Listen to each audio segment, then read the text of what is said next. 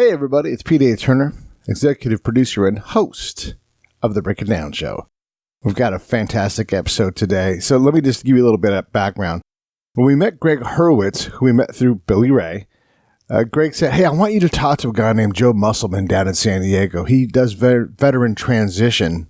And I think you guys will get along well. Well, he was right.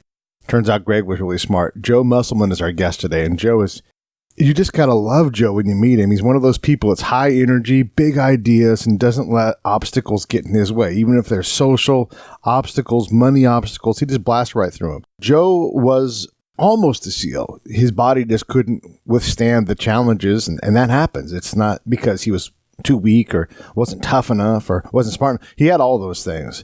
So he ultimately gets out medically from the Navy and says, we've got to find a way to transition SEALs. Because here's the bottom line. Guys like me, Green Berets, Delta, all these guys, the first easiest path is to go into security contracting or defense contracting of some kind. And that's common across the board. Whether you're a logistician, in finance for the military, the easiest path is to go kind of continue to do the same thing. But many of us, we don't want to do that.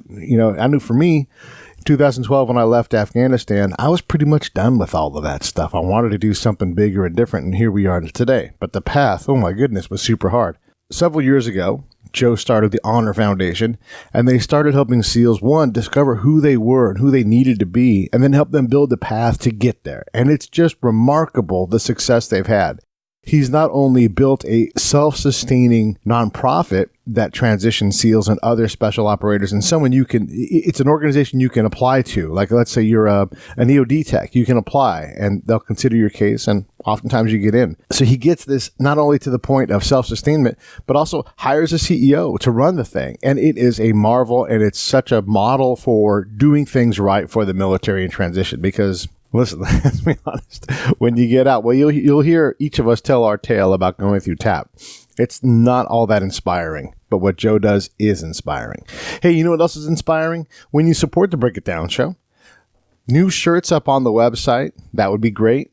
You could also share the show. Liking the show always helps. Just send it a note. Say, hey, you know what? This moment right here is really good. This kind of engagement is what helps me guide the show towards where it needs to go. Find the right kind of guest, introduce it to the right people who can support us, and we continue to do that, continue to build. And so I thank all of you, whether you're in Macedonia or Germany or Japan or that one dude in Mongolia, my friends Tish, Dan, Charlie, there's two Charlie Cooks that like the show. That's what happens when you have a successful hit show.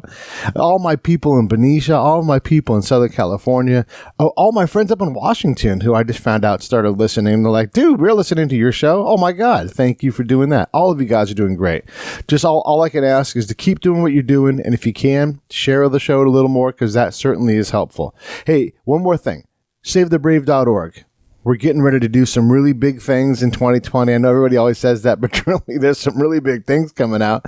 And if you're anywhere near Temecula, we're going to have something for you to do that you're going to enjoy.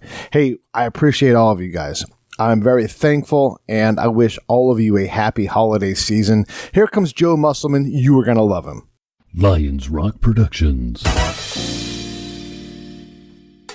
This is Jay Moore. This is Greg Proops. This is Jordan Harbinger. This is Dexter from The Offspring. This is Nathan This is East. Sebastian Younger. This is Rick Marotta. This is Stuart Copeland. This is Mick Gillette. This is Andy Summers. Hey, this is Skunk Baxter. This is Gabby Reese. This is Rob Bell. Hey, this is John Leon Guerrero. Hey, and this is Pete A. Turner. Hey everyone, my name is Joe Musselman, and I am here on the Break It Down Show. And now, the Break It Down Show with John Leon Guerrero and Pete A. Turner. Today on the show with Joe here, we just got a great tour of the Honor Foundation campus down here in San Diego. Remarkable story, remarkable history behind that, which Joe's going to talk about. And for those listening, what's cool about this is we're all involved in the nonprofit space. I want to talk a little bit about how we come into this space, not only as veterans, it's a common thread, common theme within a lot of shows, but also the nonprofit space and what we're doing. Because one of the notes I wrote down when I was thinking about this over at the Honor Foundation campus was everybody's doing such great things, and sometimes you can back me up on this, Joe, is you hear that the veteran nonprofit space is becoming cluttered because there's overlap and redundancy. I don't like to say that. Clutter the fuck out of it, man. Clobber it up. Everybody and their brothers start their own 501c3, register with the IRS, and do something in your community. And start small, just like you did, around a coffee table or a booth at a restaurant, just like we did at SaveTheBrave.org. It was this. Yeah. Had a couple $1,000 in the bank. That's right. And within years, now we got corporate sponsors, and we're helping hundreds. So, Sure. what do you think about that when people say, yeah, there's too much clutter in the nonprofit space? I would say suck it up and make yourself known for your work. Work stands out. So to give you a quick timeline, when the Honor Foundation filed for its 501c3, and when we received it back, not that I know this, June 27th of 2014, but before that, I had to raise dollars, I had to raise awareness in what would be considered a very kind of popular space at the time. Hey, this is Pete A. Turner from the Break It Down Show, checking in real quick to ask you this. John, Scott, and I all support Save the Brave with our time, our location, our effort, and our money. Each month, we give a small amount. Do the same with us. Go to SaveTheBrave.org, click on the Donate tab, pick an amount that you want to come out each month, and they will handle all the rest. I stand behind these folks. Thank you so much. Let's get back to the show. I had to raise dollars, I had to raise awareness in what would be considered a very kind of popular space at the time. So think of the time frame in regards to conflict. This is 2012, 2013. I'll walk through the founding story, but think about that time. We had just been at war for 10 years. The first big bubble in the special operations community of talent was bursting, meaning those classical agencies to government contract were very popular, right? And so those guys had 10 years downrange from 2002. When those planes hit our World Trade Center, it's not like the community was not already there. Right. All they were is activated and pointed in a new direction. The tip of the spear moved, and then they went in that direction. 10 years of that conflict was the rise of these agencies. Not agencies, pardon me, the private sector of contracting, which means folks were leaving the community but not getting proper transition support. They went from kind of a missionary mentality to a mercenary mentality, and they never had a transition program. I like that term because we talk to a lot of guys on the show, a lot of friends of ours, like, you know, Bob Vera and Mike Day and all these guys. And we say, yeah, you transition out of the military, but you're really not. Yeah. You're doing the exact same thing. And it's a question that we ask each other is, when are you going to let that go? Maybe you don't want to, and that's fine. I mean, if you want to keep jumping out of airplanes and taking inches off your height on your driver's license every year, that's fine if that's what makes you feel good. But I think, again, we were talking about this over the campuses. That's a lot of guys' comfort zone, especially in the soft community, right? Because, you know, as a kid, I grew up and I wanted to be a pastry chef. But going from a badass Navy SEAL to a pastry chef, I wouldn't know how to make that transition. Do you have guys like that? Oh, man, I'm so glad you brought this up. I want to talk to you about one specific statistic, and it's give or take, but it's fairly accurate. When we launched the Honor Foundation, 80% of transitioning operators were going into government DoD positions to continue similar work that they have already done, typically as a fallback, right? They were out there, they were struggling, Sure. and they fell back on what they know, and God bless them for doing it, Yeah. and we're safer for it. 20% of the community went into non-traditional roles and fits in professions. Banking, real estate, entrepreneur, name it, right? The Honor Foundation has completely flipped that statistic on its head. Oh, good. 80% of our graduates are going into non-traditional, non-DoD, non-government related positions, which is why I've never taken a government dollar. The organization has never taken a government dollar because we want the freedom to move where the community wants Grant. to go. Is it a government Anything. grant? Okay. Government grant, dollars. Now, is that 80-20 is specific to your fellows? We can And then only speak to the fellows that the have gone 600 through. plus Families 600 that plus have- families that that have you gone through. Okay, got Yes. it. Now, before our existence, that statistic most likely would have stayed the same. One story that really breaks my heart, which motivated not just THF, not just one story, but there's so many stories. There's 250 stories that are all co-founders to the mission of THF. But there's one story where this individual spent 26 plus years in the teams. Over 90% of his career was spent at a SEAL team that doesn't exist, in a command that doesn't exist, doing work that is not documented, does not exist, struggled on his way out, went to contract for a 3-letter agency, had both his legs blown off. First time downrange. That didn't need to happen to him, man. Right?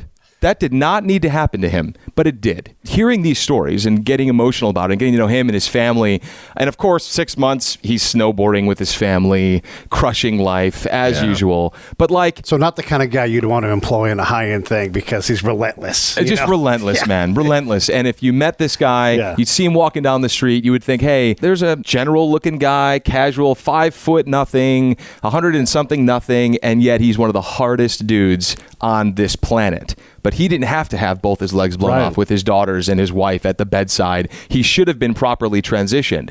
But we didn't exist then. Now we do. So let's prevent that from ever happening again. Haven't we asked enough of those people?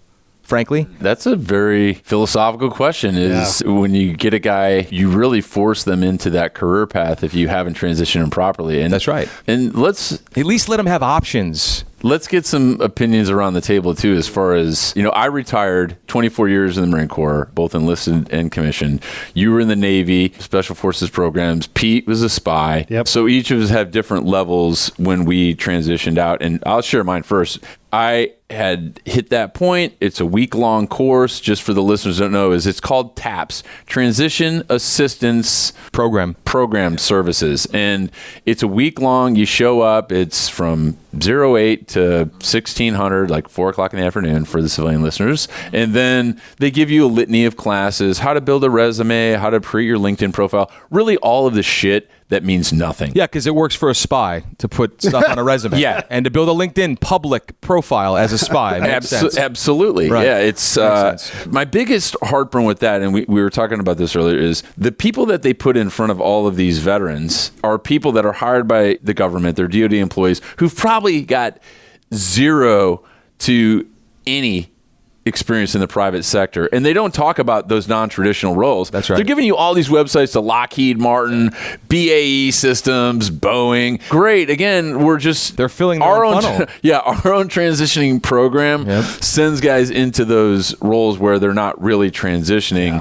or reinventing themselves or feeling like they can do things that they always wanted to do, and or at least be introduced to them. I never thought I'd be introduced to this community and what we're doing now in the entertainment space, which is super gratifying. In addition to that. So I don't know what your experiences were like, but mine was an example of what not to do. Yeah. When I got out, I was only an E5, but I had a master's degree that the Army chose to pay for. You were an E5. Don't ever say I was only an E5. No, but what I'm saying is that Don't ever the say reason that. why I say that is because Half the audience now hates you. Yeah. when you go to get jobs, they're like 06 and above, and I'm like, but that's the job I literally was just doing. And so that reason why I say E5 is, of course, it's important. I did work always above my grade, but they don't tell you how to transition that at TAPS. Like write down your rank. And I'm like, well, that doesn't help me, to write my rank. Yeah, because who was in the class with you, too? It was from E3 to 06. Yeah. And now you got the same guy teaching this guy how to transition. Just like when I'm going through and I'm getting my DD-214, which is 24 years of service verified, and it's a Lance Corporal that's servicing a major. And when I tell him there's a discrepancy, he doesn't know what the fuck to do. That poor kid, luckily I was a major and I was a Mustang, so I had a little heart for this kid. But imagine the gunny that walks in there, or the sergeant major who just rips this kid apart. It should be a like-minded transition program. That's why the Honor Foundation, I like not knowing everything about it, but the words they used, and we met Michael Hartman. He said the executive level training. That's right. Yeah. And that was something that resonated. This is the other part of that story when I transitioned. So basically worthless when I left the regular Army, and I found a job through people that wanted to find military people jobs. And that part, it didn't take. I got into insurance, and it just didn't make sense for me. You were an insurance salesman? Yeah. That's a true confession for this show. Traveler's surety and bond. And I'm sorry, I just fell asleep. Are you fully that was the problem is I get there, and I'm like, Jesus Christ. They had no training program. God. They're like, wait 6 months-ish. Maybe we'll run you through the thing, and then just try to fit in and help. And I'm like, squared away, here we go. They're like, everybody had this license that took 13 books. It was a section of books this wide. And I'm like, you were a licensed insurance salesman. I was on the higher end. Like I was trying to get agents to sell travelers. Right. So I was on that end of it. But I read like the 5,000 pages of insurance. I didn't know what I was reading, but like, all right, that's something I can do with my time. So I'd go in my car and I'd read that. And then my boss was like, I don't need to know where you are every second of the day. Just stay productive. So I did. and I couldn't read in the office. I read this whole thing, like I said, super wide section of books. He was like, "What have you been doing?" And I'm like, "You said you didn't want me to check in, so I didn't. I believed you." And I've been reading insurance books. You did like you Aaron Brockovich them. Yeah. And he's like, "Well, what insurance books?" You're like, "I read all of that qualification course that takes you guys 2 years. I read the whole thing." And he's like, "Why would you do that?" Like, because I'm squared away. I want to understand, Do you look back at your transition from the Navy and at that time where you're thinking, I could do this so much better? And from that point, from that exit, what was the career path in between that to where you're at right now when you started Honor Foundation in 2013? 2013 was our first pilot. I'm going to try to blow through this. I want to be concise to get to questions because you might have them. First off, the TAP experience. All right. When I went through the transition assistance program, and look, I'm not going to fully hate on big Navy, big government, big military, because how were they supposed to provide a quality resource for the nearly 750 to 1 million people getting out every year? Absolutely. How the hell are they supposed to do that? And fund it and research. And fund it. Because we're a warfighting organization. Exactly. Yeah. And to that point, from the special operations community, I had not to get specific, but I had a 3-star admiral, snuck into some conversations about transition, bought a suit at Goodwill for like $28. I still have it just for the nostalgia, and snuck into this place. And I heard him say, "It's not our job to transition our warfighters." And when he said that, I have goosebumps now. I had goosebumps then because I'm like, fine, roger that, right?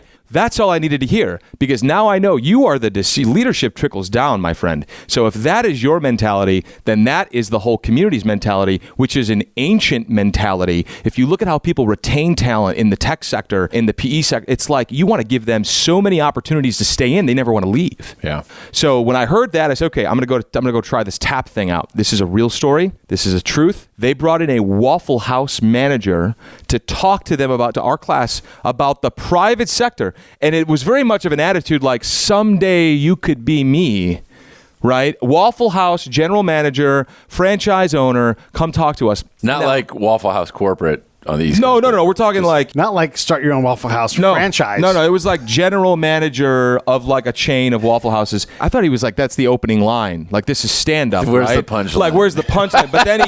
But then he like got the PowerPoint out and started talking about Waffle. I was like, oh, no, this is for real. I want to put some context in for the audience so they can understand some of this stuff. So when you have a TAP office on a post, you have to provision that office with manning and personnel. And so your post may put military people in that role. So as a commander, Scott, they're like, hey, we're going to need 2 Marines. Oh, roger. Oh, check. All right, here's my 2 shipbirds. We talk just like that. Yeah, I'm trying to put them all into one bag. Air power. I like impersonations on the show. Oh, okay. Well, so you're like Raj, first sergeant, find 2 guys. Like, well, these guys can't stop smoking weed. Yeah. They're going to go there.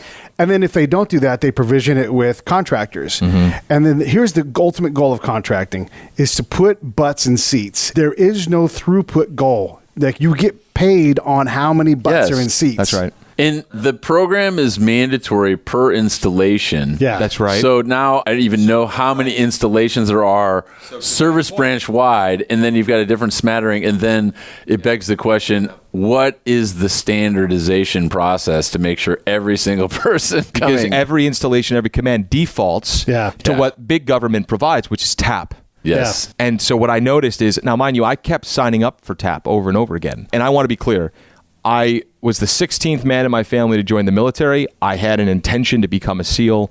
I went through 2 years of the training and I got injured. So I didn't have a plan B. Like, I put all my I trained for 2.5 years to get to the community. Now I'm in the community for 2 years. It's all I thought about, literally day and night. When I get injured, so I was in a unique position to really be desperate. When most ideas of entrepreneurs happen out of desperation, right? Necessity sharpens you. It focuses you. So I was like, I don't have a plan B. Yeah. And it forced me to be like, wait a minute.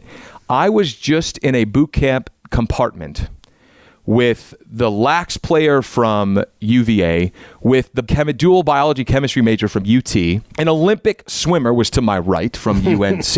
Yeah. We had we had 2 pro athletes that came from the Cardinals, from the NFL, and we had pro athletes from baseball.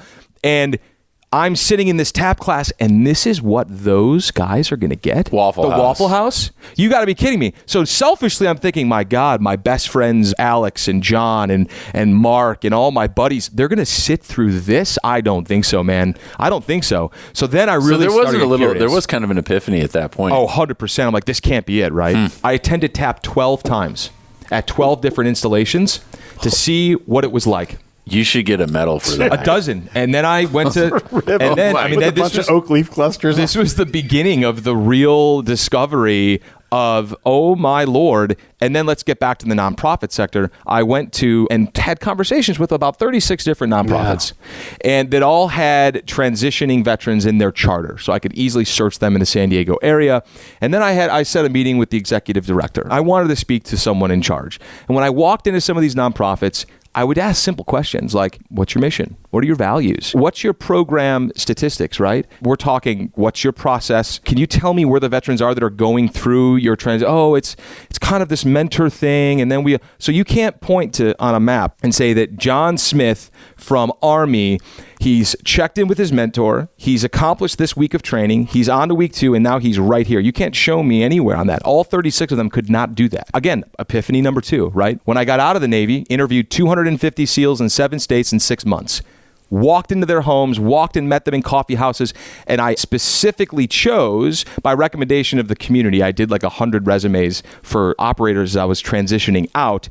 They were trying to pay me to do the resumes all types of weird ways. I'd show up with like pints on my car and cases of beer behind my tire. Like, hey man, thanks for the resume. Obscure amounts of like random $11 for 11 bullet points or something on the resume. It was hysterical. But my only ask from them was introduce me to 2 to 3 of your teammates who have recently transitioned out.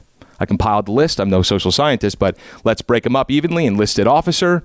Let's go to different parts of the country because functions are different. Industry is different in different geographies. And I went and I interviewed every single one of them. I blew through my savings. I flew around the country. My girlfriend at the time thought I was insane. Not that insane because now she's my wife and she has my first child. So she's not going anywhere. Love her to death. And then I went off on this mission. After I interviewed all those guys, I'm like, Roger that. Got it. This is what they think they need.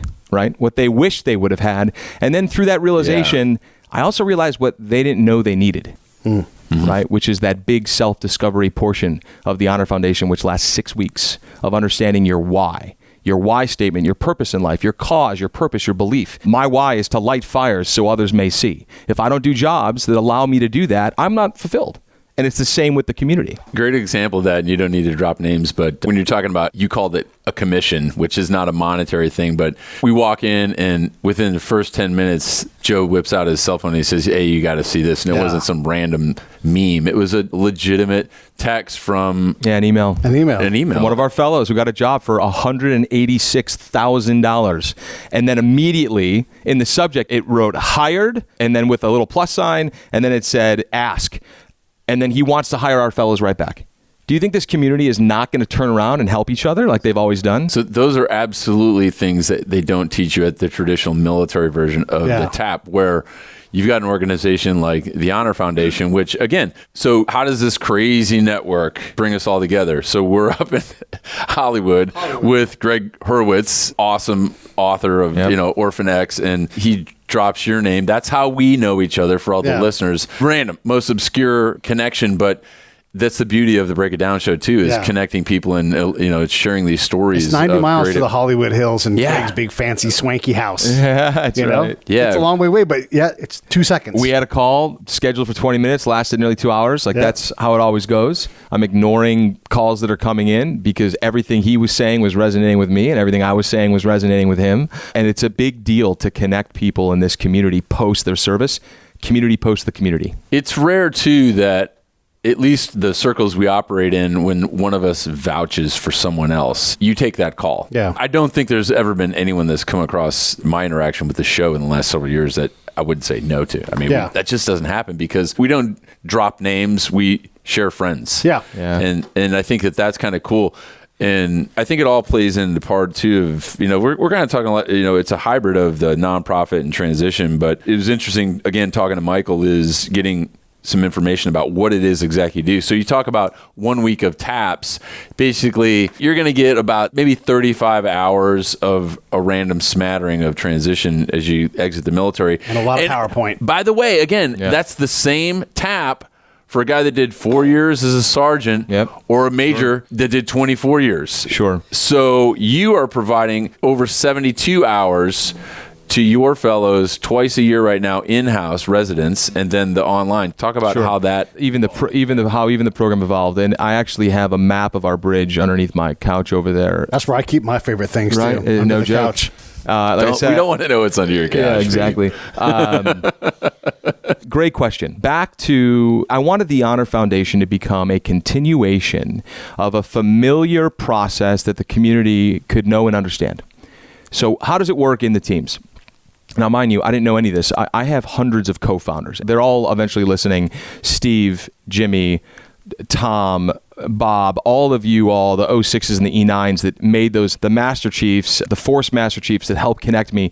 The Honor Foundation has hundreds of co-founders, so I want to be clear on that. The one thing that I noticed is it's a common frequency. Work up, deploy, come back, in classroom education, work up, deploy. All right. So if that is the cadence that they're accustomed to, how do we make THF that safe place, a safe space when they finish that last deployment? They're used to what? In class. Yep. All right. They're used to a workup, and then they're used to a deployment. So the entire program is designed according to that cadence. When they come back from that last deployment, they're like, the first person they tell based off our research is, who would you guess? I don't know. Spouse or significant family. other. Yeah, I was going right? to say family. Right? Yeah. Typically spouse, significant other. The next person they tell is, who do you guys think? Best friend. Best friend. I Nailed got it. one. Congratulations. I've Gold got star. He got it. Is the best friend. Now, best friend meaning it's in confidence. Yo, dude, I'm thinking about getting out, right? That's the beginning of that conversation. Best friend is kind of taken aback. They keep it between themselves. The next person they tell is typically the skipper. They actually don't tell the surrounding community why. Well, there's peer pressure. That's right. Because they feel that even after 20 some years, they're going to think I'm quitting. Yeah. Yeah, And I'm leaving behind. and self guilt too. That's for right. abandoning the team, especially in the soft community. I think it's germane to any community, though. Sure. Intelligence, communications, For whatever sure. it is. I mean, you develop tight bonds in those units in that community. Some of those early statistics was typically they switched jobs 3 to 5 times in the first 3 to 5 years. And they really struggled for the first 12 to 18 months to land their first job. So all I did was push our program to begin 12 to 18 months into their active duty service. Because research showed that they actually began thinking about transitioning 2 years before their exit date. That's when they're starting to think about it. Like they're coming up on that next, am I going to re-up again? Am I not going to re-up again? Hey, honey, we go to Germany as a family or I can get out? Like there's all these things that come into play. I get goosebumps just thinking about it, of all the conversations that I heard. And what happens is, okay, great. I get heartburn. Heartburn, yeah. I saw it in your face. I saw it. That's right. So what we did is we launched this program to take place over a basically 12 to 15 week period. They apply 12 to 18 months out to the point where they can do a in-classroom experience, right? We don't call it a program. Programs are fixed and typically cannot be maneuvered. It's an experience in that classroom because it's different every time. And then we move them into a workup, which is towards the third phase of our program, which I can point to. Okay, so press pause in your cycle. Okay. Pause. So they apply. They apply. Right? And this is, again, one of the areas It's where... just like an MBA program. Well, okay, great. So this is like when you go into TAPS, like Scott said, you got E1 is like, scrap, I'm going to leave the military for whatever reason to whatever, right? The whole gamut. And there's no real selection of okay, you do this really well, let's get you here. It's like you can be a cop, you can be, I see where you're going with this. Sure. So you're taking and you're saying apply, but only certain people can apply because they're operators, and that's what you guys are geared for. Correct. But that's where one of the so I went outside the wire every day as a spy. I worked with those guys, but I'm not them. I gain their respect, and my network are the guys beyond that who are the enemy. Yeah, but to get in an MBA program, you got to have the G2. Right. So anybody could get into an MBA program if you're smart enough. So my question is, it comes back is, before we hit play again is How do we select? how do you select and who gets Yeah, rejected? and what's Because special? how many people apply and how many people get rejected? That's important information for people to know. That is very important. If nothing else, just me, and I'm important. So Because I need to- when you have an odd duck shows up, it's you're like, well, actually, you might be special. What do you do? That's right. really what I'm well, going to get to. first of all, everyone in our program, we joke, they're all black swans. Every single one of them. But at the same time, you met one, you met none. Let's be clear on that. And then how do we select and who do we turn away? Our standard needed to be rigid and it needed to be articulated clearly, meaning you have to come from a special operations command. All right? Meaning you have to be an SO. The exception that we make that we learned very early on that we had SOs, special operators, coming to me from all branches saying, hey man, look, there's this dog handler who was downrange with me for a decade. And he's one of the baddest mother whatever that we've ever met, and he deserves that. He's earned this, man. Can I introduce him to you? What am I going to say? No. The dude's been downrange 10 years. He's been a dog handler for 6 and all these other places, and I'm going to turn that guy away because of his rate. So then we adjusted and we said, if you have been attached to a soft command or an element for 7 or more years, right? Which means you've got to be good, right? They've kept you because you're good. Right. We're going to let those people in too. And they have to come recommended from an operator. So then we ask the operator, hey, make the introduction. And now it's become this cool little thing that the community knows because we set the expectation during INDOC or our introduction course that if you have people that you want to recommend, and of course the question is, who here knows someone who's getting out in the next 12 to 18 months? Whole class raises their hand, right? Okay. Well, the next cohort, then you already know who it is. So make the introductions. It has to come from you all.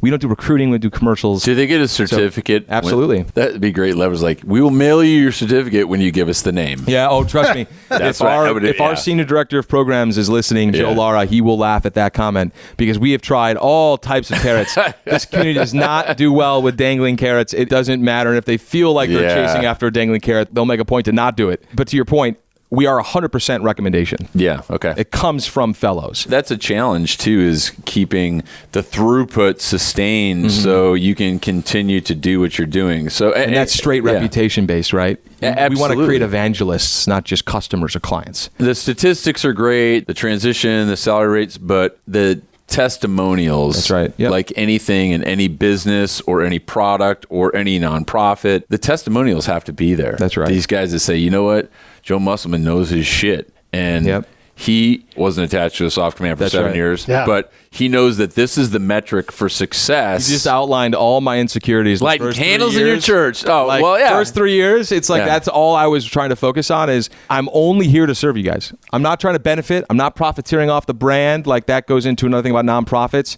Guys have been burned. They've all donated to these things, and all of a sudden, poof, boom, it turns out they're not a nonprofit. They have no 501c3. They take money and they leave. I was going up against all these other... I'm trying to gain the trust of a community that has literally been instructed to be skeptical.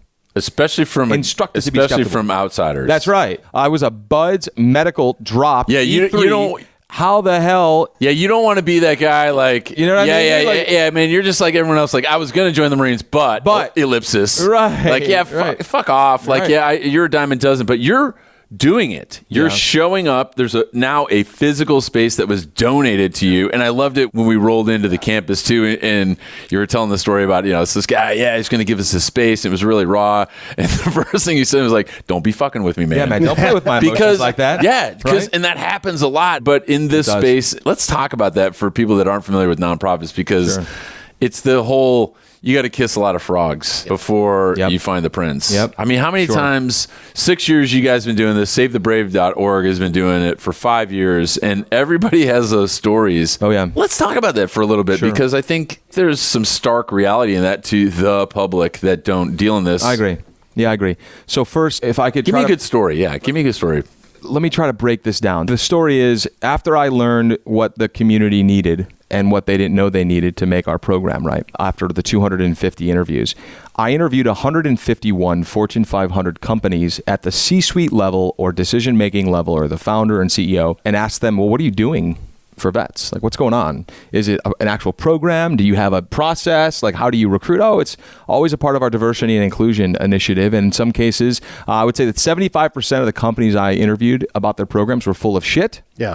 full of shit. They had it on the website, but it was a hollowed shell. There really was no gray area. 25% were on point. Like they had a dedicated vet who was making it his or her mission to make sure that they were out there knocking on doors at commands, getting real veteran talent. They valued what the community could bring from a talent perspective. I always say that the fellows that graduate our program are not a charity. The Honor Foundation is the charity. You donate to us, you give to them.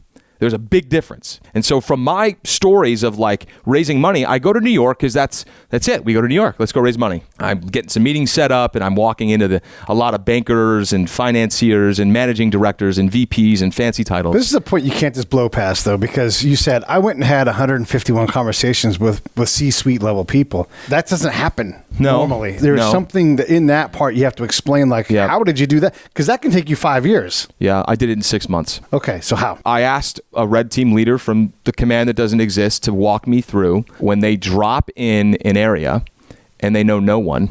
How do they get to know everyone? And I asked him, how do you get to know the decision makers? How do you get to know the people that are supportive of the Taliban versus the people that are not supportive of the Taliban? How do you distinguish that?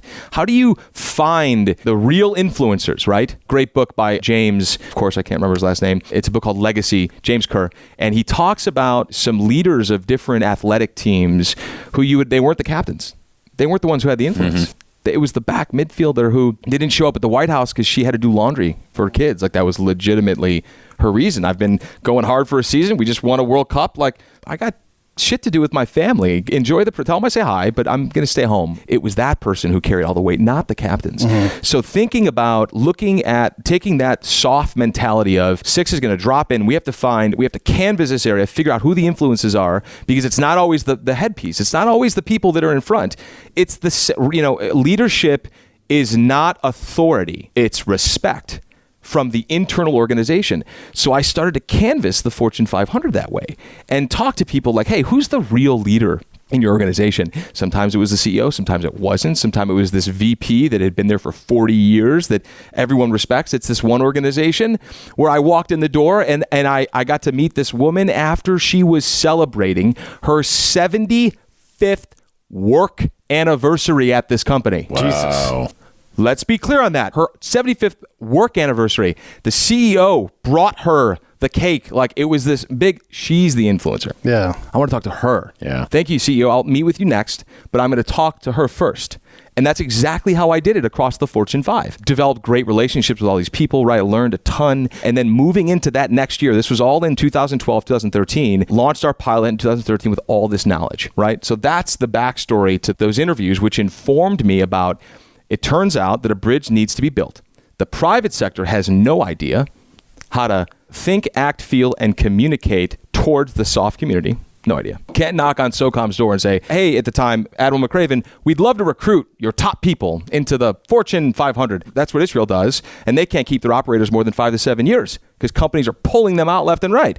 Right? It's not like that here because there's a real comms barrier between the Fortune 5. What needs to be explained too is they don't want to do that because in the soft community in the U.S. military, we invest so many millions of dollars, billions of dollars, into each person throughout the career span. So we don't let them go. We don't want them to transition. Vice the regular forces, where there's a 70% transition rate, because that's by design. Because we can't afford to have all of these highly skilled guys. Right. We want to rotate them. That's right. So we retain the 30% that's great at the regular, but in the soft community, it's vastly different because the entry level pipeline costs so much to get a guy to that level before he's even ready to go downrange. So $2.7 million when someone puts their trident on their chest. Yeah, it's what they're worth in training per student. That doesn't include the pre-MOS stuff if they're prior something else. No. That's just like Welcome to Buds. That's because the SEALs were the first. The SEAL community was one of the first, is the first community to recruit from a civilian population directly into the Navy with a specific MOS and rate in mind. Meaning I'm coming into the Navy to become a SEAL or a SWCC, and then what happens is they either become a SEAL and then they needs of the Navy if you don't. They've really improved that process because obviously there are great. There's an Olympic athlete in my class. Yeah. He quit on a run. He was a runner. Right? So what do we do with this guy? Obvious, smart, educated degree. Yeah. But the Navy wasn't ready for these high performers. Light wheel mechanic. Yeah, exactly. Exactly. It's funny because it's true. It's funny 'cause it's true. No, We're that's- going to teach you Korean. Welcome to Germany. You're like, what the fuck? Hey, this is Pete A. Turner from Lions Rock Productions. We create podcasts around here. And if you, your brand, or your company want to figure out how to do a podcast, just talk to me. I'll give you the advice on the right gear, the best plan, and show you how to take a podcast that makes sense for you, that's sustainable, that's scalable, and fun. Hit me up at pete@breakitdownshow.com. Let me help. I want to hear about it. An Olympic athlete in my class. Yeah. He quit on a run. He was a runner. Right? So what do we do with this guy? Obvious, smart, educated degree. Yeah. But the Navy wasn't ready for these high performers. Light wheel mechanic. Yeah, exactly. Exactly. It's funny because it's true. It's funny 'cause it's true. No, We're that's- going to teach you Korean. Welcome to Germany. You're like, what the fuck? I want to say one thing, too, before you Yeah, get past that. please. I keep interrupting you. No, but no, please. There's these great moments. So you talk about knocking on General McRaven's door and no one answering. It goes the other way, too. Like, if you're a veteran, they're like, press That's apply right. here. That's right. Like, that's I don't know the bridge. anybody. Yeah. That's the finish. That's the polish of the story where they, the private sector, don't know how to think, act, feel, and communicate towards the community. Right. The community doesn't know how to think, act, feel, or communicate into the private sector. Yeah. So that's the Honor Foundation. We've built the bridge Right. where now when everyone comes together at THF, they know about each other. It's very different. We do two things called a trek. We do a city trek local to our campus in San Diego, Virginia Beach, North Carolina. No surprise that that's where our campuses Sure. are. That's where the majority of SOF exit. So that's why we are there. The other side of that, I lost my train of thought. Well, we're the gonna- trek. yeah. No, Talking about the and then the interaction, national yeah. trek is we drop them into a city. Right? And we specifically choose organizations that are going to jar their cultural compass. Meaning this community this has really influenced my next step in life to launch a venture fund from this one point is that the community is so sentient and aligned, meaning they feel certain things when they're in. What makes the difference between an operator and a Humvee is OIC stands up, looks right, looks left, and goes, I don't know, where do we go? Like there's a T in the road, like the right looks a little shady, left looks, no decision. Hey, Chief, give me your take. Chief stands up, he goes, we got to go left. Like it was a certainty. And the OIC is like, why are we going left? He goes, I don't know, man, I just got a feeling. Right? And of course they go left. This is a real story. They go left. All of this hellfire comes raining down upon them from the right, and if they would have went right, they would have all been killed for sure, right? So that chief, the intuition of this community is unbelievable. So when you take a sentient person like that, with intuition that has taken millions and billions of dollars to train, where there's no other leadership training in the world like what the SOF community gets, and of course coming from taxpayer dollars, which you would think this would make sense, we're paying for the training, then we're putting them in that situation on a trek where they walk into an organization, this doesn't feel right. Like there's something off here, man. Yes. Like I don't know what it is. Like the shit on the wall isn't matching the words that are coming out of the hiring director's person's mouth. The CEO looks a little off. I don't feel right here is what I hear back on the bus. Then we find places where we know they're going to walk in and feel, oh my God, this whole place isn't aligned. It's in alignment. Up and down and all around. Everyone's saying not just on the physical things or processes that organizations use, but when you put a guy like that, or even any career military guy, in a room full of people in the private sector that have no experience, your bullshit meter is so finely calibrated. Mine is. I've heard all the stories from the greatness to the worst of it, to some jackassery here. And I've been put in those situations to get my opinion after the meeting's over, not saying a word. Go to the key decision maker and say, that guy is full of bullshit. This is your rock star. And you identify who the real influencers are. Those are, you can call it sentient or whatever esoteric term you want, but that's experience. And you gain it through all of these little pieces of not only the great training we provide the military, but the deployments, the world culture, the experiences of being forced. I mean, I was literally forced into the most dynamic situation possible in a country 6,000 miles away from my home where they didn't speak the language. And by the way, I got to lead a bunch of 18-year-old kids around and make them successful. The public doesn't get that type of training or experience. No. And here's where the big disconnect comes from. And it's so frustrating to even think of this. So I had a story coming from a special unit on the Army side who was an 05. And he was telling me this one particular, we were having the initial one-on-one, right? I have a very particular set of questions that I ask when I get on a call with an operator for the first time that's thinking about transitioning. It's like, I have a profile laid out. I know exactly what state of mind this person's in, right? And I immediately open up with some great trust exercises and some stuff to gain credibility, to show him that I know what's going on. And here's what happened. He told me a story. He goes, look, before we start, I just got to tell you this, man. It's been on my mind. At this very date, 1.5 to 2 years ago, I am sitting in a room and I was asked, hey, who wants to volunteer for something?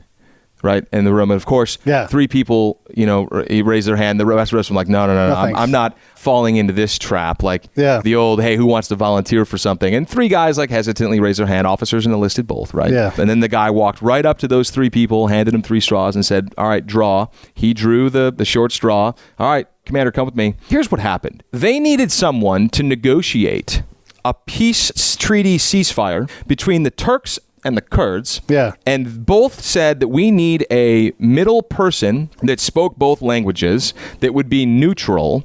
And we're going to drop you off in this field. You can only be wearing a potato sack. They're going to bag you, take you up into the mountains. You can't be armed. And then you have to be the mediator between this conversation. That's what you have to do. And he said at the moment, he was like, oh, I kind of, roger that. Like, pretty clear objective. All right, don't let them kill each other.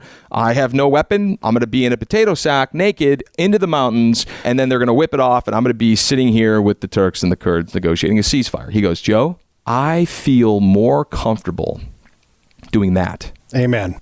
Than transitioning into the private sector. And when he told me that story, man, I will never, tears come to my eyes. I remember the way he said it. He was kind of tearing up on the call. He goes, I just needed you to know that story because that's how uncomfortable I am right now on this call with you. Yeah. I don't know what I'm supposed to do. It's pretty common, and I think the statistics prove that. Is I talk to my peers who are still on active duty now, and they're lieutenant colonels, and it's interesting too, and you've probably run across plenty of these phone calls you'll have with people that share all these unique experiences and a lifelong of service. And I say, oh man, so I got the date. You're retiring next year. That's exciting. Have you started planning about your transition? Like, no. I go, what are you going to do? No idea. Yep. And I always say the same thing. You've spent the last 25 years planning for everything. Planning for contingencies and giving other people great advice, but you haven't helped yourself. Yeah. Right. And to think that what you're going to get far as services go from TAP. Yeah. Hey, for a guy that has that level of experience, you're not going to be well served. I mean, that is our reality. And that's not a slam again on big military, on big DOD, on what they're trying to do. They're doing something. But again, if you got a portion allocate funds towards transitioning veterans or warfighting capabilities, my vote's going to be on bullets and training and shipbuilding, not whatever it transitioning guys. And then I'm going to count on guys like you and say, hey, can we buy your service or can we send you candidates towards your program? So that's to your point. I love that. One quick point, too, which I didn't understand, back to TAP, back to just the whole transitioning out, and gentlemen and women both saying the classic joke hashtag at THF is what's next. Mm-hmm. Like, when they're faced with that question in their career, they know what's next. When they are done with their career and someone asks them that question, hey, man, what's next? It's a huge and halt. Like, they don't know. It's just not clear. Right? So what's next is something we have in our mind all the time at THF, even from our own objectives and key results, standard of an organization, what's next for us to achieve. But here's what I wanted to make, a point to say is for every operator that is watching this program, and if you feel that anything that we have said has resonated with you or your personal story or your journey, no matter where you're at in your waypoint right now in life, you have to know that we exist. First and foremost, you have to know that we exist, because that is when you get to your point where you say, what's next? We want you to know that the Honor Foundation is what's next. Start here, go anywhere. Like, do all the programs, do all the things, layer your transition. It's a layered process, right? Start here. We can take operators from all over the world. And that is we've designed it that way. We have almost a 20-person staff, which is led by an 06 Commodore Naval Academy, part of an unbelievable community. We are here now to serve you. A 20-person staff, by the way, bigger than a TAP office. Yeah. More well provisioned than a tap. Beer office. on tap. Right, beer on tap, and That was that's good. to make your point about not bashing the tap folks, because you have a budget. Yep. It's Right. never going to be enough. No one ever Right. gets enough. And you guys are able to build something that's bigger and caters to a specific audience. I want to close the book on this for right now, because the story is powerful and people should reach out to the Honor Foundation, especially if someone in their life is, like a high-end warrior and they're like, how do I get my cousin, my brother, my sister, my husband, whatever it is, into a better spot? They should reach out to you guys at the Honor Foundation, because that's where we can get it. I want to ask you about what's next, and I know we're never. You just stole my question. Oh, I'm sorry. I'm going to kick it over to I totally wrote that down. kick it over Me to and Scott. Peter are on the same wavelength. Yeah, the what's next? 6 years in business. Right. What's the next 6 years? Because this next thing is crazy, and we're going to have to come back and talk about culture specifically, because we're not going to get into it today. That's fine. Yeah. But- Sure. What's next for me? I transitioned January of 2019. It feels like an eternity ago, but I transitioned the CEO role over to a much better and deserving person to have the title and the role, and more importantly, the he's earned it. He's an unbelievable person. His name is Matt Stevens. His email is matt@honor.org. Reach out to Matt. And I went on to the board. I launched an endowment effort for the foundation in 18 and 19. From the fundraising perspective, I wanted continuity. Me, the founder, I grinded through those initial years of fundraising, and I never want anyone to have to do that again, frankly, especially Matt. There's always going to be a grind, but I wanted something sustainable put in place. So I'm a board member now of the Honor Foundation, so I can keep in touch with the vision and some of our donor relationships. I've slept on these people's couches. I've mentored their children. I've traveled around the country. They've introduced me to friends and family. They are my family, legitimate family members who are now my board members. And I'm proud of that. And now what's next? So how did I come to this conclusion? Well, it all starts with why. I learned through our own process what my why statement is, which is to light fires so others may see. That's my why. And what does a why mean? Well, it means that everything I do every day, it has to feed into that why. And notice the careful wording, to light fires so others may see. One thing I learned from this community, you cannot help what other people do. Yeah. You can't do it, man, including operators in transition. I will say this, transition is a full-time job.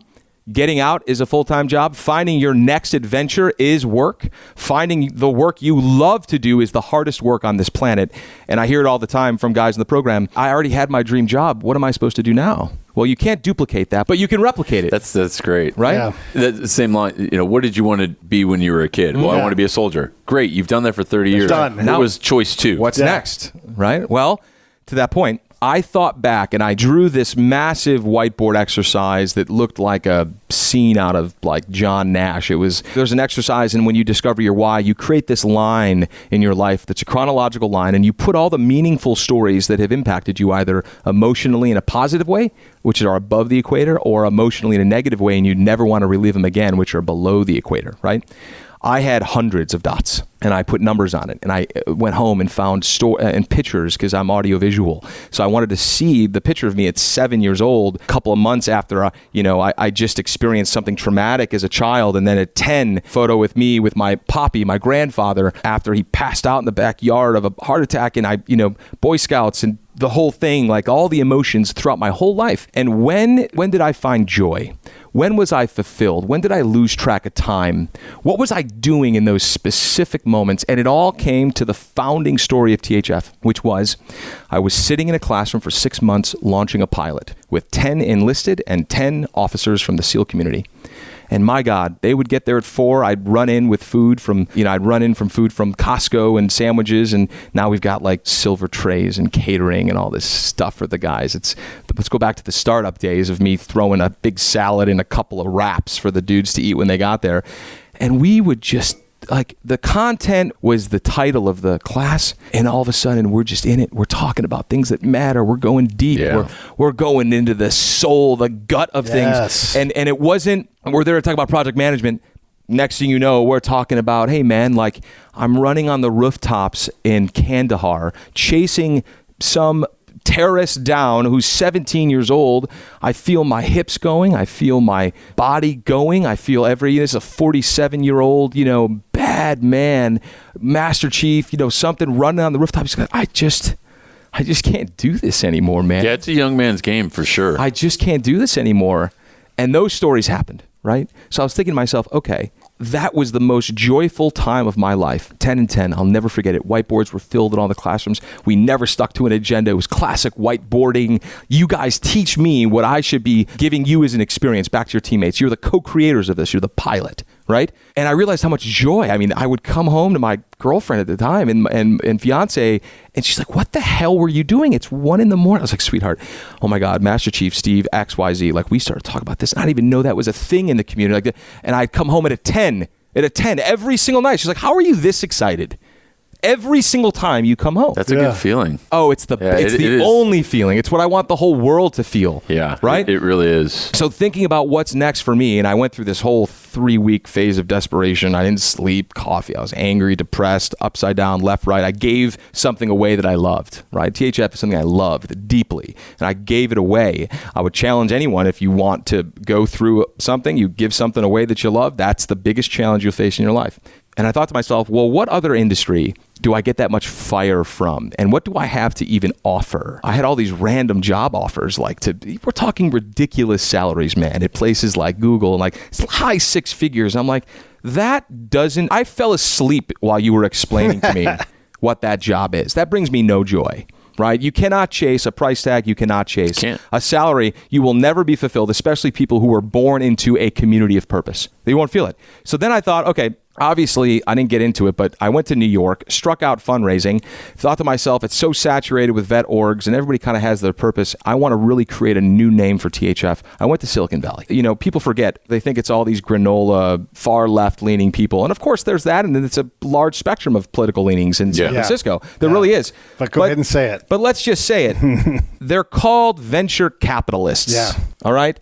And they feel very grateful to have built something and built companies that we all experience every day under a blanket of freedom that was provided to them by these operators. Some of the most meaningful relationships I had growing the foundation were VCs, and the right VCs. Like, they were drawn to something called honor.org. And then I thought, well, what if I could create a portfolio of companies and founders, up to 20, 10 and 10, where I could go deep with these founders and help them align their organizations so it felt right when you walked in.